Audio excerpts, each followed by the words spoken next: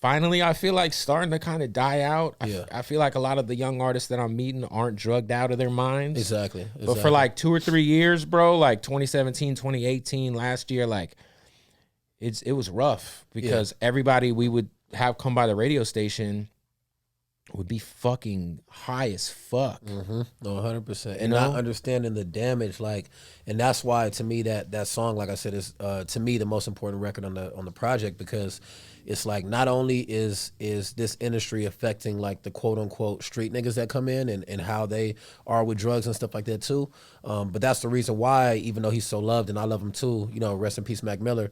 That's why I mentioned his name was because I heard you mention his name. I wonder if you're gonna catch some flack for that. Yeah, and I might, but at the end of the day, like I pride myself on being like one of the more honest artists out here, and I love Mac Miller, and for sure. it's a tragedy what happened, but the reason why I mentioned his name was to show the industry, like it's for the people that's gonna say, well, it's just these artists that are affected by it. The ones that come from the street. And it's not. It's not just the littles. This is a great kid. No, Mac Miller was like one of the greats. He was like one of the greats and a great kid and a great guy and a nice guy in this industry, in my opinion, you know what I mean, destroyed him. And it's not just the young boys. It's not just the young boys. And that was the reason why I did it. I was like, you know, there's a chance that I could catch some flack, but I feel like this is so important for people to understand, is that like it's not just the littles. It's like this industry affects everybody, especially the kids that are stars young. Like Mac Miller has been in this shit since he was like 8. Yeah. You know what I mean? So it's like when you grow up in this industry, you almost don't even have a shot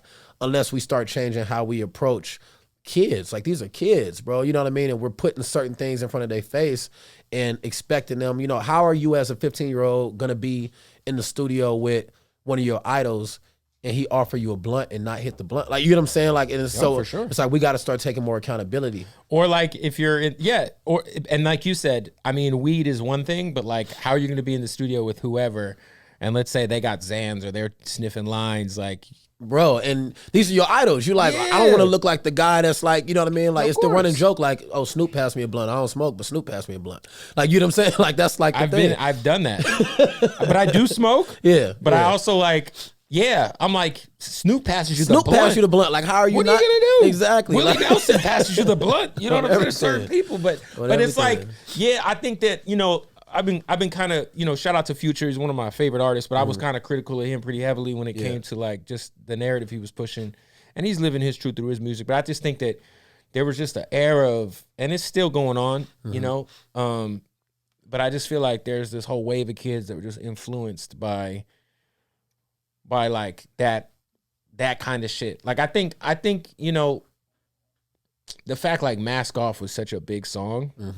That is real. And the whole hook is about Percocet, Molly Percocet. Like, fuck. Exactly, it was the number one record. I got the plaque right there. This shit is That's the plaque. That it's shit 4 is times playing. platinum. Yeah, it's playing 20,000 times a day. On the radio, on the radio, bro. And they're not bleeping out Percocet, Molly Percocet. They're not bleeping it out. Yeah, exactly. And that's my whole thing is like for me, it's like, you know, I never mind catching flack if it's something that I stand on and it's in my morals. You get what I'm saying? Like, and that's not to say that I'm perfect, because, you know, there's times that I rap about, you know what I mean, smoking or drinking or whatever the case may be, because I do it.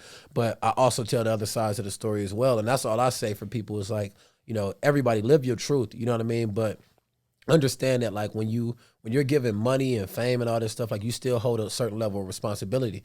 And if it's artists that I am genuinely enjoy and am a fan of, I'm always going to hold you accountable regardless. And that doesn't mean that I don't like you. You know what I mean? It just means that I'm holding you accountable because you're in a position that, you know, you are a role model to somebody. You know what I mean? And if your fans, if I catch flack for it and your fans, you know, feel some type of way about it, I'm okay with it if it's something that I morally stand on. You know what I mean? So that's kind of where I'm at with it.